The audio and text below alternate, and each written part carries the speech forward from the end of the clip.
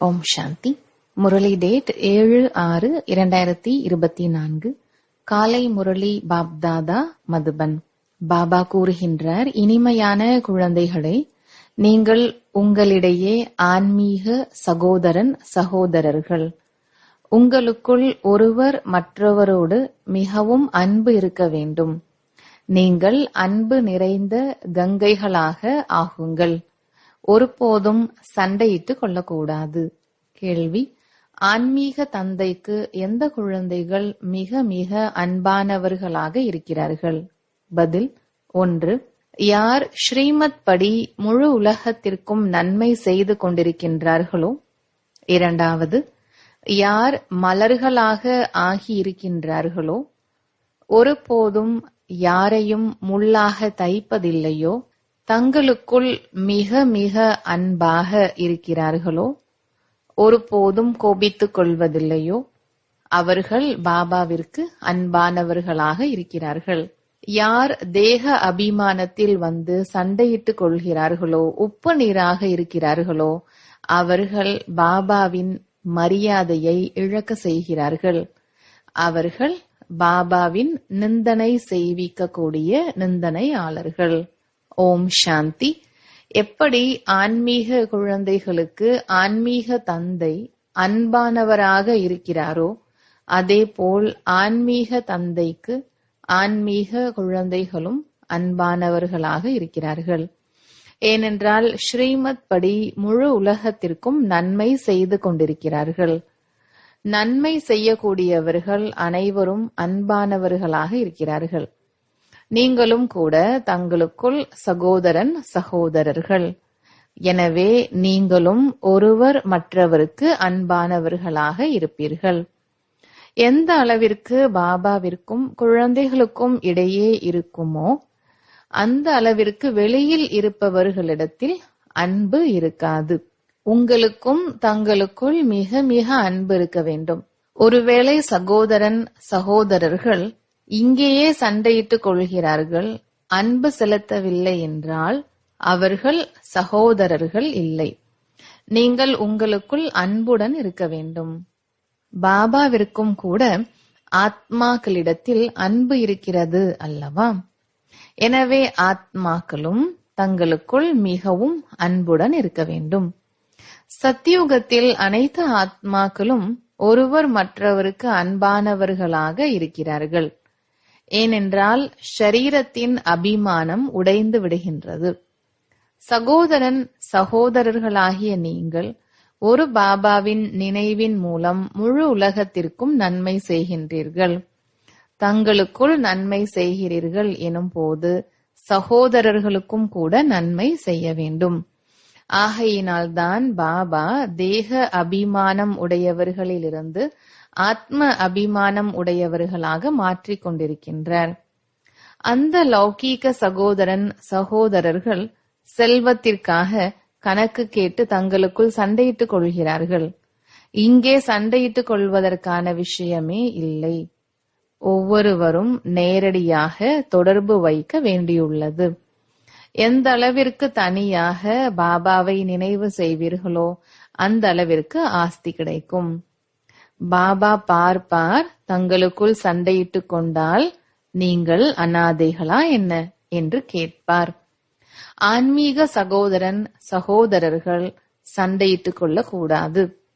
ஒருவேளை தங்களுக்குள் சண்டையிட்டுக் கொண்டு அன்பாக இல்லை என்றால் ராவணன் உடையவர்களாக ஆகிவிட்டீர்கள் போலது.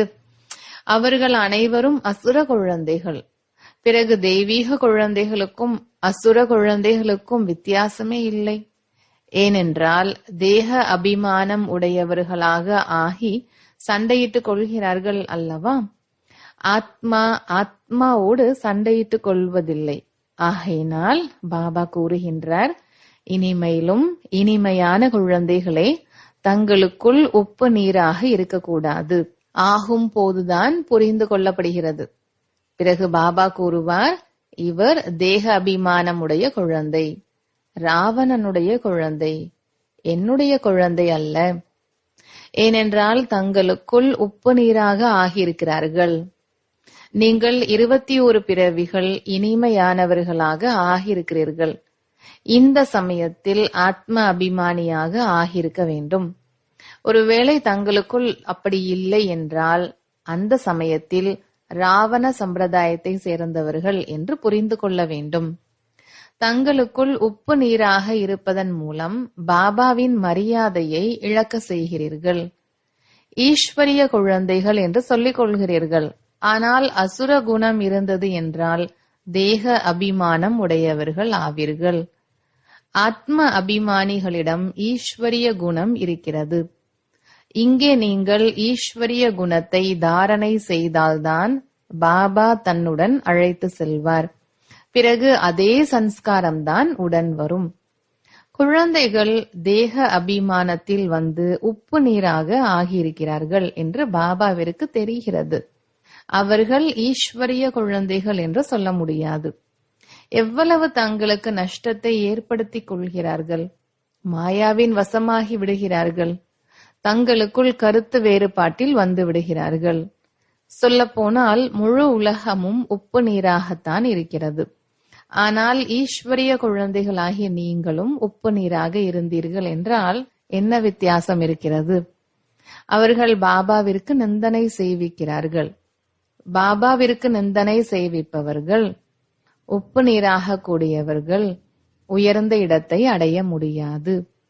அவர்களை நாஸ்திகர்கள் என்றும் சொல்லலாம். ஆஸ்திகர்களாக கூடிய குழந்தைகள் ஒருபோதும் சண்டையிட்டுக் கொள்ள முடியாது. நீங்கள் தங்களுக்குள் சண்டையிட்டுக் கொள்ள கூடாது. அன்போடு இருக்க இங்கேதான் கற்றுக்கொள்ள வேண்டும். அது பிறகு 21 பிறவிகள் தங்களுக்குள் அன்பு இருக்கும். பாபாவின் குழந்தைகள் என்று சொல்லிக்கொண்டு சகோதரன் சகோதரர்களாக ஆகவில்லை என்றால் அவர்கள் அசுர குழந்தைகளே ஆவர். பாபா குழந்தைகளுக்கு புரிய வைப்பதற்காக முரளி நடத்துகின்றார். ஆனால் தேக அபிமானத்தின் காரணத்தினால் பாபா நமக்காக சொல்லிக் கொண்டிருக்கின்றார் என்பதும் கூட அவர்களுக்கு தெரியவில்லை. மாயை மிகவும் சக்தி வாய்ந்தது. எலி எப்படி கடிக்கிறது என்பது தெரிவதே இல்லை. மாயையும் மிக இனிமையாக ஊதிவிட்டு பிறகு கடித்து விடுகிறது. தெரிவது கிடையாது. தங்களுக்குள் கோபித்துக் கொள்வது போன்றவைகள் எல்லாம் அசுர சம்பிரதாயத்தை சேர்ந்தவர்களின் காரியம். நிறைய கிளை நிலையங்களில் உப்பு நீராக மாறியிருக்கின்றார்கள். இப்போது யாரும் சம்பூரணம் ஆகவில்லை. மாயை சண்டையிட்டுக் கொண்டிருக்கிறது. மாயை அப்படி தலையை திருப்பி விடுகிறது. அது தெரிவதில்லை. நமக்குள் அன்பு இருக்கிறதா இல்லையா என்று தங்களுடைய மனதை கேட்க வேண்டும். அன்பு கடலின் குழந்தை என்றால் அன்பினால் நிறைந்த கங்கையாக ஆக வேண்டும். சண்டையிட்டுக் கொள்வது, தலைகீழாக பேசுவதை விட பேசாமல் இருப்பதே நல்லது. தீயதை கேட்காதே. ஒருவேளை யாரிடமாவது கோபத்தின் அம்சம் இருக்கிறது என்றால் அன்பு இருப்பதில்லை. ஆகையினால் பாபா கூறுகின்றார், அசுர நடத்தை மாறவில்லை என்றால் பிறகு முடிவு என்ன வருகிறது?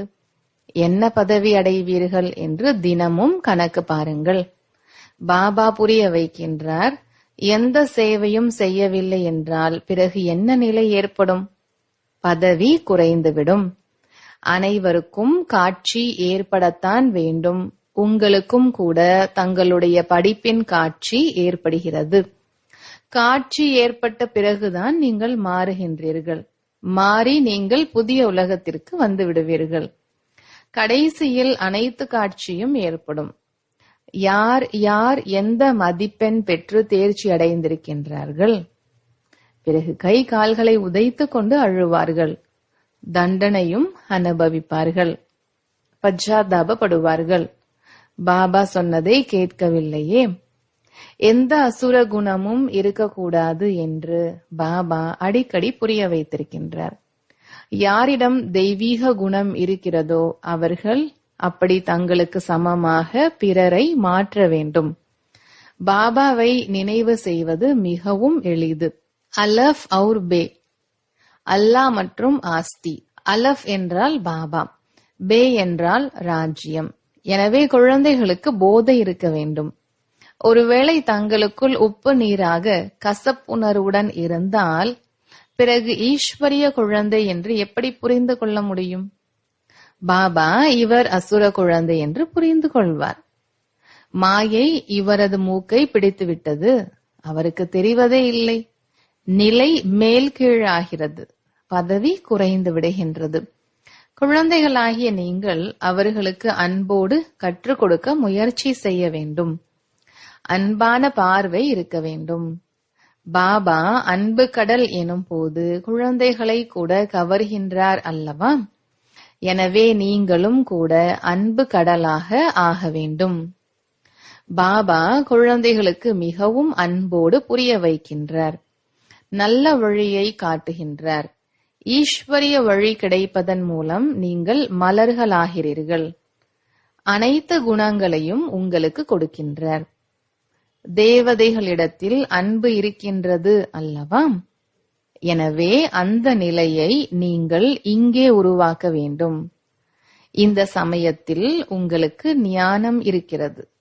பிறகு நீங்கள் தேவதைகளாக ஆகிவிட்டால் ஞானம் இருக்காது.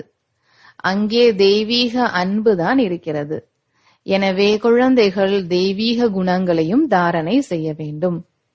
இப்போது நீங்கள் பூஜைக்குரியவர்களாக ஆவதற்கு முயற்சி செய்து கொண்டிருக்கிறீர்கள். இப்போது சங்கம் யுகத்தில் இருக்கின்றீர்கள். பாபா பாரதத்தில் வருகின்றார். சிவ ஜெயந்தி கொண்டாடுகிறார்கள். ஆனால் அவர் யார், எப்படி, எப்போது வருகின்றார், என்ன செய்கின்றார் என்பதை தெரிந்திருக்கவில்லை. குழந்தைகளாகிய நீங்களும் கூட இப்போது வரிசை கிரமமான முயற்சியின்படி தெரிந்திருக்கின்றீர்கள். யார் தெரிந்திருக்கவில்லையோ அவர்கள் யாருக்கும் புரிய வைக்கவும் முடியாது. பிறகு பதவியும் குறைந்துவிடும். பள்ளியில் படிப்பவர்களில் சிலருடைய நடத்தை மோசமானதாக இருக்கிறது என்றால் சிலருடைய நடத்தை நல்லதாக இருக்கிறது. சிலர் வந்திருப்பார்கள், சிலர் வராமல் இருப்பார்கள். இங்கே வந்திருப்பவர்கள் எப்போதும் பாபாவை நினைவு செய்கிறார்கள். சுயதர்ஷன சக்கரத்தை சுற்றி கொண்டே இருக்கிறார்கள். பாபா கூறுகின்றார், போகும் போதும் வரும் போதும் நீங்கள் தங்களை சுயதர்ஷன சக்கரதாரி என்று புரிந்து கொள்ளுங்கள். மறந்து விடுகிறீர்கள் என்றால் வராமல் இருந்து விடுகிறீர்கள். எப்போதும் வந்து கொண்டிருந்தால்தான் உயர்ந்த பதவி அடைவீர்கள். மறந்துவிட்டால் குறைந்த பதவி அடைவீர்கள். இன்னும் நேரம் இருக்கிறது என்று பாபாவிற்கு தெரியும். உயர்ந்த பதவி அடையக்கூடியவர்களின் புத்தியில் இந்த சக்கரம் சுற்றி கொண்டிருக்கும். சிவ் பாபாவின் நினைவு இருக்க வேண்டும். வாயில் ஞான அமிர்தம் இருக்க வேண்டும். அப்போது உயிர் பிரிய வேண்டும் என்று சொல்லப்பட்டிருக்கிறது. ஒருவேளை எந்த பொருளின் மீதாவது அன்பு இருக்குமானால் கடைசி காலத்தில் அது நினைவிற்கு வந்து கொண்டே இருக்கும். சாப்பிடும் ஆசை இருந்தால் இறக்கும் நேரத்தில் இந்த பொருளை சாப்பிட வேண்டும் என்று அந்த பொருள்தான் நினைவிற்கு வந்து கொண்டிருக்கும். பிறகு பதவி குறைந்துவிடும். சுயதர்ஷன சக்கரதாரி ஆகி இறந்து விடுங்கள். வேறு எதுவும் நினைவில் வரக்கூடாது என்று பாபா கூறுகின்றார். எப்படி எந்த சம்பந்தமும் இல்லாமல் ஆத்மா வந்ததோ அப்படி செல்ல வேண்டும். பேராசை ஒன்றும் குறைந்தது கிடையாது. பொருட்களின் மீது பற்று இருக்கிறது என்றால் கடைசி நேரத்தில் அதுதான் நினைவிற்கு வந்து கொண்டிருக்கும். கிடைக்கவில்லை என்றால் அந்த ஆசையிலேயே இறந்து விடுவார்கள். ஆகையினால் குழந்தைகளாகிய உங்களுக்கு பொருட்களின் மீது பற்று போன்றவை இருக்கக்கூடாது. பாபா நிறைய புரிய வைக்கின்றார். ஆனால் புரிந்து கொள்பவர்கள் சிலர் புரிந்து கொள்கிறார்கள். பாபாவின் நினைவை ஒரேடியாக இதயத்தில் நிறைத்துக் கொள்ளுங்கள். பாபா, ஆஹா பாபா, பாபா பாபா என்று வாயினால் சொல்லக்கூட வேண்டியதில்லை. இடைவிடாத நினைவு இருந்து கொண்டே இருக்க வேண்டும். பாபாவின் நினைவில் கர்மாத்தீத் நிலையில் இந்த ஷரீரத்தை விட வேண்டும். அப்போதுதான் உயர்ந்த பதவியை அடைய முடியும். நல்லது. இனிமையிலும் இனிமையான காணாமல் போய் கண்டெடுக்கப்பட்ட செல்ல குழந்தைகளுக்கு தாயும் தந்தையுமான பாப் தாதாவின் அன்பு நினைவுகளும் காலை வணக்கமும். ஆன்மீக குழந்தைகளுக்கு ஆன்மீக தந்தையின் நமஸ்காரம். தாரணைக்கான முக்கிய சாரம்: முதலாவது, அன்பினால் நிறைந்த கங்கையாக ஆக வேண்டும். அனைவர் மீதும் அன்பான பார்வை வைக்க வேண்டும். ஒருபோதும் வாயினால் தலைகீழான வார்த்தைகள் பேசக்கூடாது. இரண்டாவது, எந்த பொருள் மீதும் பற்று வைக்க கூடாது. சுயதர்ஷன சக்கரதாரியாக ஆகியிருக்க வேண்டும். கடைசி நேரத்தில் எந்த பொருளும் நினைவில் வராமல் இருக்க பயிற்சி செய்ய வேண்டும். மாதேஸ்வரியின் இனிய மகா வாக்கியம்: இந்த சங்கம யுகத்தில் நடைமுறையில் மகாபாரதம் திரும்பவும் நடைபெற்று கொண்டிருக்கின்றது. கௌரவர்களும் பாண்டவர்களுக்கும் குருஷேத்திரத்தில் யுத்தம் நடைபெற்றதாக மனிதர்கள் கூறுகின்றனர். மேலும் பாண்டவர்களுக்கு துணையாக வழிகாட்டியாக ஸ்ரீ கிருஷ்ணர் இருந்ததாகவும் கூறுகின்றனர். ஆக எங்கு இயற்கையின் நாயகன் இருக்கிறாரோ அங்கு அவசியம் வெற்றி கிடைக்கும்.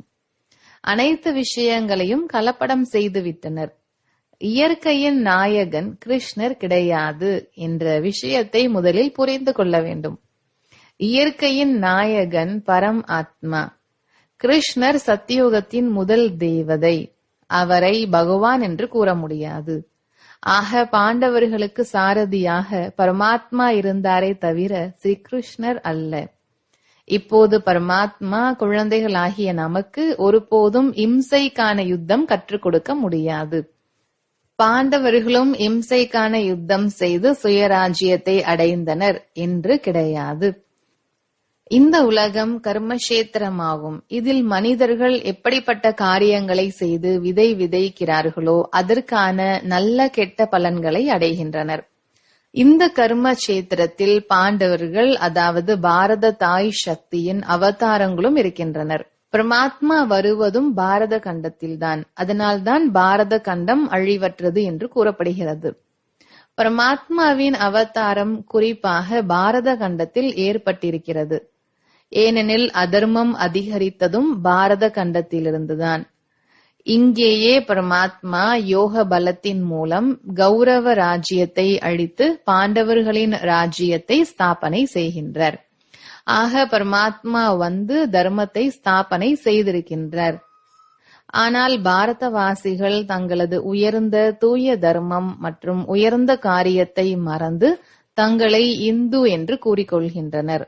பாவம், தங்களது தர்மத்தை அறியாமல் மற்ற தர்மங்களில் இணைந்து கொண்டனர். ஆக எல்லையற்ற ஞானத்தை எல்லையற்ற எஜமான் சுயம் கூறுகின்றார். இவர்கள் தங்களது சுய தர்மத்தை மறந்து எல்லைக்குட்பட்டதில் மாட்டிக்கொண்டனர். இதையே தர்ம நிந்தனை என்று கூறப்படுகிறது. ஏனெனில் இவை அனைத்தும் இயற்கையின் தர்மங்களாகும். ஆனால் முதலில் தேவைப்படுவது சுய தர்மம், அதாவது ஒவ்வொருவரின் சுய தர்மம். நான் ஆத்மா, அமைதி சொரூபமானவன். பிறகு தங்களது இயற்கையின் தர்மம் தேவதை தர்மம். 33 கோடி பாரதவாசி தேவதைகள் ஆவர். அதனால்தான் பரமாத்மா கூறுகின்றார், தங்களது அநேக தேக தர்மங்களை தியாகம் செய்யுங்கள். இந்த எல்லைக்குட்பட்ட தர்மங்களில் ஊசலாடி கொண்டிருக்கின்றனர். எனவே இப்போது இந்த எல்லைக்குட்பட்ட தர்மங்களிலிருந்து விடுபட்டு எல்லையற்றதில் செல்ல வேண்டும். அந்த எல்லையற்ற தந்தையாகிய சர்வசக்திவான் பரமாத்மாவிடம் யோகா வைத்துக் கொள்ளுங்கள். ஆகையால் சர்வசக்திவான் இயற்கையின் நாயகன் பரமாத்மாவே அன்றி கிருஷ்ணர் அல்ல. ஆக கல்பத்திற்கு முன்பு போன்று சாட்சாத் இயற்கையின் நாயகன் பரமாத்மாவிற்கு வெற்றி என்பது பாடப்பட்டிருக்கிறது. நல்லது. வரதானம்: பழைய தேகம் மற்றும் உலகின் அனைத்து கவர்ச்சிகளிலிருந்து எளிதாக மற்றும் சதா தூர விலகி இருக்கக்கூடிய ராஜரிஷி ஆகுங்கள். ராஜரிஷி என்றால் ஒரு புறம் அனைத்து பிராப்திக்கான அதிகாரத்தின் போதை, மறுபுறம் எல்லையற்ற வைராகிய அலௌகீக போதை. நிகழ்காலத்தில் இந்த இரு பயிற்சிகளையும் அதிகப்படுத்திக் கொண்டே செல்லுங்கள். வைராகியம் என்றால் விலகி இருப்பது அல்ல. அனைத்து பிராப்திகள் இருந்தாலும் கூட எல்லைக்குட்பட்ட கவர்ச்சியானது மனம் புத்தியை கவர்ச்சியில் கொண்டு வராமல் இருப்பது. சங்கல்பத்திலும் அடிமைத்தனம் இருக்கக்கூடாது. இதைதான் ராஜரிஷி, அதாவது எல்லையற்ற வைராகியம் என்று கூறப்படுகிறது. இந்த பழைய தேகம் மற்றும் தேகத்தின் பழைய உலகம், ஸ்தூல உணர்வு, பொருட்கள் போன்ற அனைத்து கவர்ச்சிகளிலிருந்தும் சதா மற்றும் எளிதாக தூர விலகி இருப்பது ஆகும். ஸ்லோகன்: விஞ்ஞான சாதனங்களை பயன்படுத்துங்கள், ஆனால் தனது வாழ்க்கைக்கு ஆதாரமாக ஆக்கிக் கொள்ளாதீர்கள். நல்லது. ஓம் சாந்தி.